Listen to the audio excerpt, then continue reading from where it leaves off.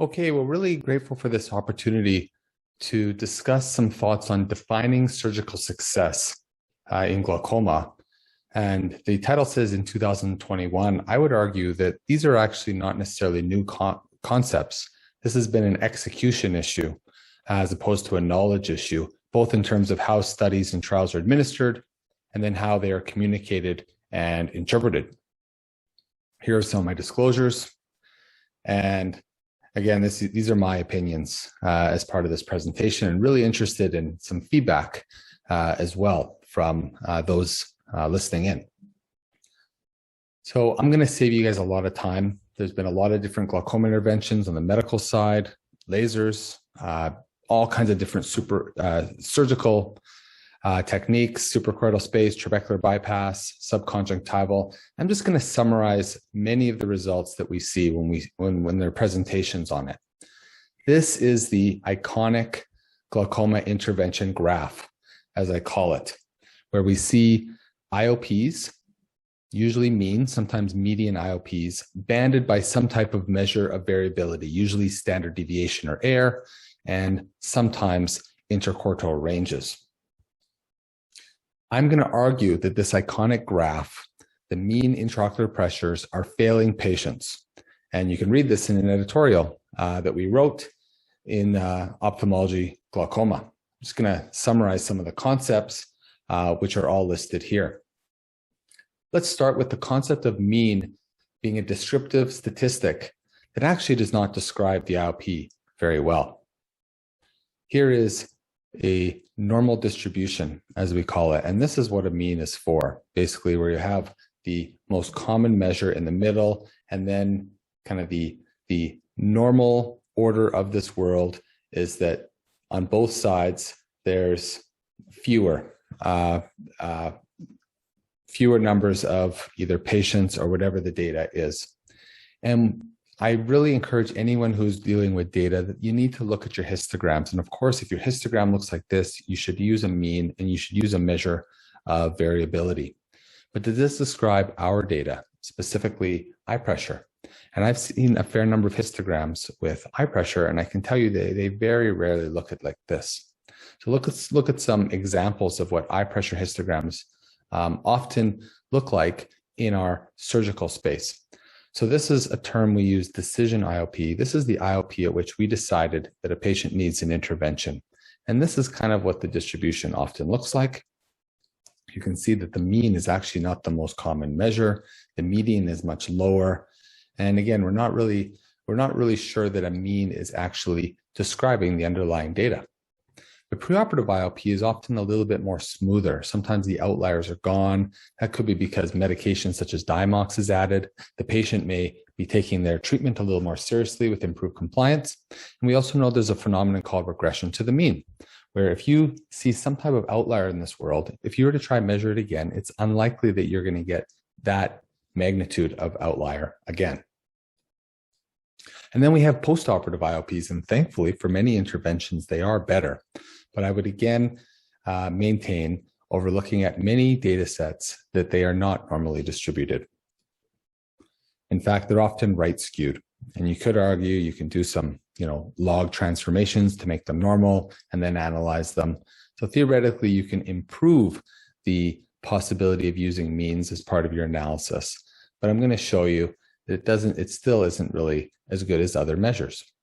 What we really want to know is those patients who keep us up at night, the ones that we really have failed, basically have not had a good outcome. That's what we really want to know. And it's sometimes very hard from a mean to ascertain this. Just giving you some examples again with some of the complexities associated with means. So on the left side there, you have your control group in green, a histogram of their postoperative eye pressures. And then on the intervention side, we have a blue histogram where we can see a slightly different distribution. So often people will not even look at these histograms, and they'll just run the famous t-test, and they will either get a value, or they'll maybe try it a few times, and wow, if you get a value under 0.05, you know that people are interested. You know that is statistically significant, the holy grail, the oracle of knowledge, the great arbiter of whether something is important statistically significant or not. Now, of course, if you run a Wilcoxon signed rank, which is a very similar statistic test and actually probably more appropriate in this situation, given the non-normal distribution of our data, particularly for the control, you'll find that the arbiter of truth deems that this is not a statistically significant outcome.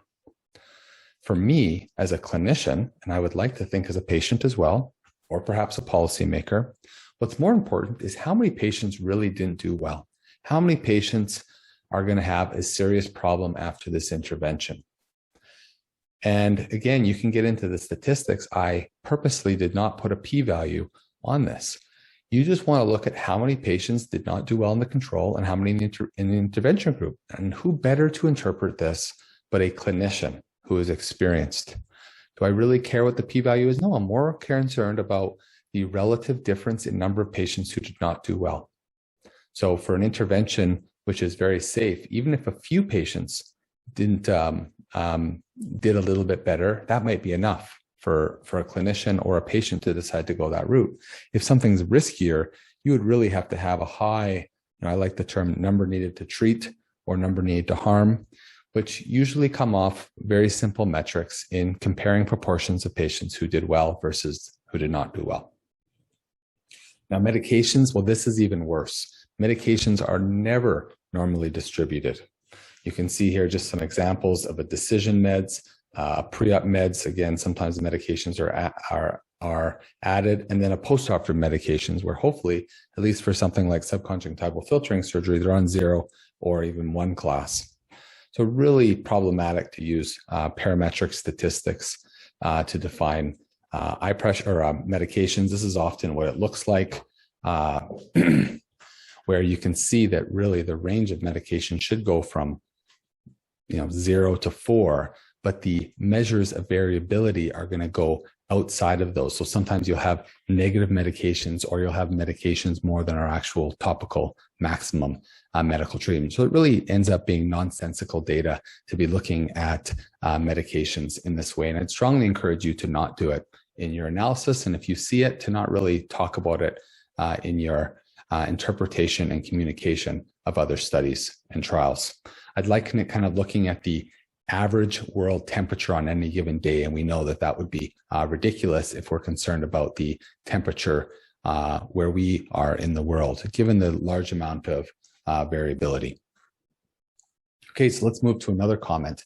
The clinical situation affects management, which can really affect the mean IOP. So what do I mean by that? Well, basically the higher or the more advanced the patient is, the more aggressive we are generally with our treatment. I would say that is, by and large, we all have our different nuances to how we approach different situations. But the more advanced the patient is, more likely, the more aggressive we're going to be with our eye pressure target. And to achieve that target, we're more willing to take a risk to bring the eye pressure down to that level. And that means more medications, that means more interventions, and that means more reoperations following a procedure. So just to model this out a little bit, this could be a stacked bar graph of different eye pressures over time following an intervention. And of course, the red here is bad. That would be over 30. So we'd have a bunch of patients before the intervention, which had a pressure above 30. And you can see over time, we have quite good pressures, and slowly there's some attrition, and we have an elevation in the eye pressure. Now, when you have mild disease, you may tolerate a higher eye pressure. You may not like 30 plus, but you might be okay with 18 to 21, for instance. In contrast, what you're going to see with patients with advanced disease, irrespective of the actual intervention, is you are going to treat that patient more aggressively. So you're not going to allow for as many patients in higher categories. And there have been some studies and trials which have been able to wash out patients later on, which is fantastic from a study and analytical perspective. But there have been some studies and trials who have wanted to do that, but then once they get going in the trial, they realize that it is not palatable for them from an ethical consideration, and also for the patients. The patients often know that the eye pressure is an important surrogate marker for how well they're going to do in the long term. And it's just hard to wash out patients, particularly in this advanced category. So just to model this out more, it is not unexpected if you see a study or trial with mild and advanced patients that actually, ironically, you may say at face value that the advanced patients have a lower eye pressure. And that's where you have to think, well, how could that be happening? Well, there's a lot of things. There could be more medications. So we can see here, the light blue line, there'd be more medications over time in the advanced category. There might be more needlings if this is a subconjunctival procedure, such as a trabeculectomy, a microstent, or a microshunt. And you may have more reoperations. And we'll get into it a little bit later, but there's different ways to treat things like reoperations after that has taken place in terms of study design and reporting. Which is a good segue for the next section, which is that censoring and loss to follow-up can drastically impact the mean IOPs in a study. And I'm just going to give you one example. There's in fact many, many examples in the literature of this. This is published in Ophthalmology, looking at Baerveldt versus trabeculectomy, which was an important precursor, of course, to, for instance, the TVT and the primary TVT study, where we need these observational studies to inform our hypotheses, inform our sample sizes, and help us to hone the a priori methodology before executing a trial.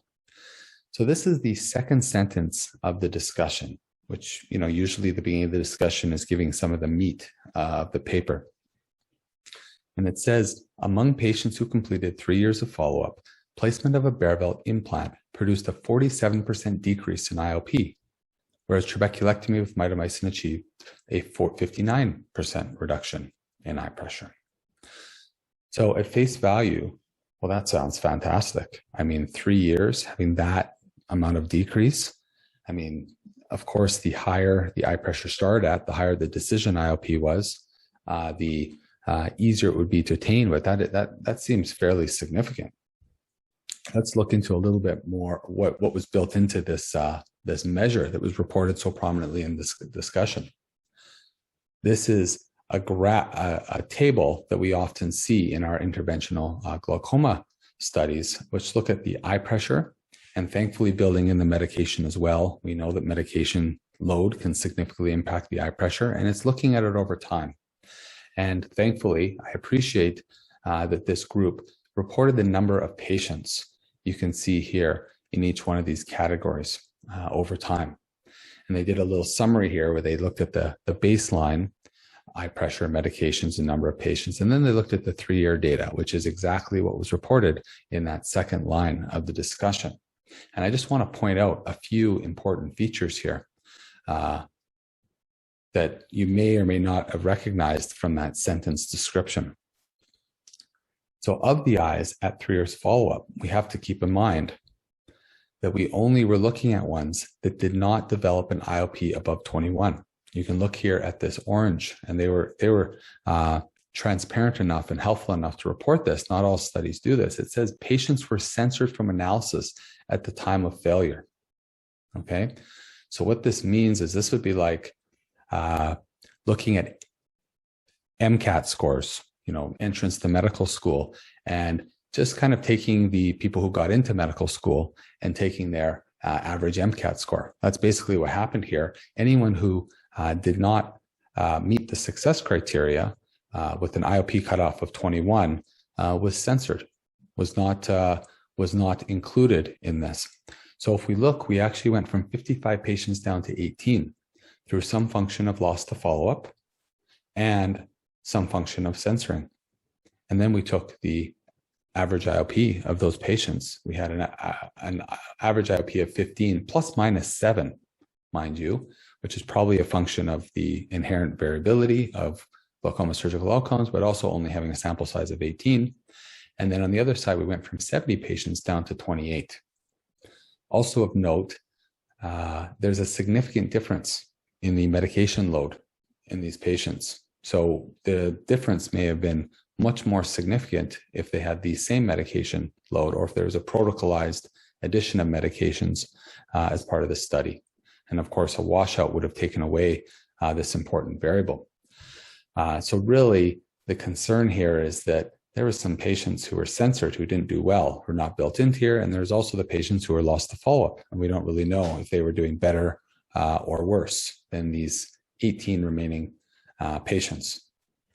So a big red flag here, I would say, in terms of interpreting this data. And it's really hard to make out what would have actually been the comparison had we, say, included more of the patients as part of this. And this is just kind of driving home that fact where you're going to see patients over time in a study, and there's going to be censoring and there's going to be loss to follow-up, which we see at the top. And we should really fill that in and make sure it's very prominent as our patient. Because again, we're worried about how many patients did well, how many patients did not do well. And at the same time, we should report how many patients were really not sure. And that's really, the elephant in the room.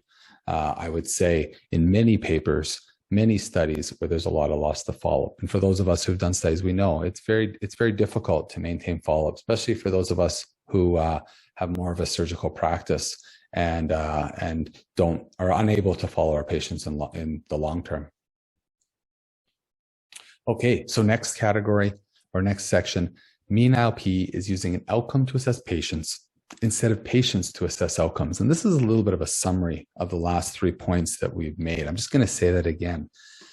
We don't want to use an outcome to assess our patients. We want to use patients to assess outcomes. And I'll just play a little video here from one of my own patients. And I encourage you to do the same. I'm sure you have. Just ask the patient, what is important to you as part of your glaucoma surgery? What would you like in a glaucoma surgery? I would want to have my pressure lowered to a safe level so I don't have that concern anymore about, is it going to get worse? Is my vision going to be really impaired?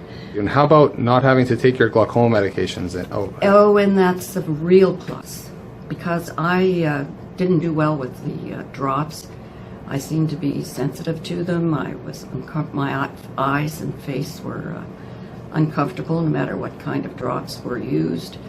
And that's really what brought me here, was the fact that we just couldn't seem to find a drop that was going to bring the pressure down and that was going to be comfortable for me to take. Okay, so that just drives home that we want to know how many patients are going to do well. And that is, in my experience, how patients would define how they're doing well. And I think how we as clinicians as well. And you can imagine, try telling her preoperatively what the mean IOP is after. Try it a few times. You're going to get a blank stare from the patient. Okay, so I presented a lot of problems. You're probably thinking to me, okay, that's nice. What are the solutions? Well, better outcome measures than mean IOP exist. And in fact, our existing guidelines advocate their use anyway. And I'd really turn your attention to this fantastic publication, Guidelines in Design Reporting of Glaucoma Surgical Trials. These are not new concepts. Some of the trials do utilize these concepts, particularly trials. Studies, it's a little bit hit or miss. But often our communication of these studies and interpretation, we kind of gravitate again to these non-clinically significant measures. So I'll just give you some examples. Let's try to be part of the solution here. This is a paper that we did now a number of years ago, kind of the early results from the Zen microstent, and we pitted them against, in a non-comparative, observational manner, trabeculectomy. And you will actually see, and it was requested, it has been requested for various groups, such as ones that want to do meta-analysis. They want the mean IOPs, and I purposely made a conscientious decision not to include them for all the reasons we listed above. In particular, we had a lot of loss to follow-up, and I really didn't want to replicate what I showed you in that previous paper. So instead, we focused on how many patients were doing well. And the main two ways we did that was looking at eye pressure targets, and we looked at whether or not they were on medications or not. And we displayed those on Kaplan-Meier curves. The advantage of doing that is you can see longitudinally how the patients did, and this is statistically the best way to account for loss to follow-up, which we know is inherently a problem in many longitudinal studies over a certain duration. And of course, it's a problem when you're trying to look at the natural history because you don't know what happened to those patients lost to follow-up. But if you really think that the loss to follow-up in both groups is for similar reasons, then the internal validity of the comparison can actually be quite good. And that's really what we focused on in this particular paper. So this was the efficacy side. And of course, for the safety side, we also focused on the patients that did well and the patients that did not do well. And doing this really allows you to start thinking about, hopefully, the future, which is going to be personalized medicine, or at least this concept of focusing on patients to analyze outcomes as opposed to coming up with some random outcome such as mean IOP and then trying to measure patients with it. So for instance, in part of our modeling, where we did a categorical model over time, which is a Cox regression model, we're able to come up with factors that influenced the success, how many patients were doing well. So for instance, after doing this multivariable model, you could put in various parameters of patients and you could get kind of outcomes over time. And you could theoretically, not unlike some of our risk calculators, you could actually tell a patient how well they would do over time. So for instance, this is a patient, this blue line here, who received a microstent who has no diabetes, and then a trabeculectomy with no diabetes. And then if you were to add on the diabetes, you can see that there's a much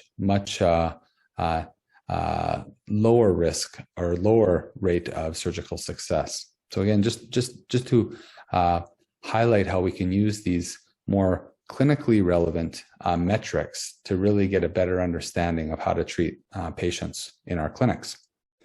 And this paper, it hasn't received a lot of attention, despite Ike Ahmed being arguably the best publicist in glaucoma today, if not forever, in terms of his energy, his speaking skills, his ability and willingness to travel all over the world and sharing some of the pearls that he's learned over the years, surgically and also in his many research endeavors.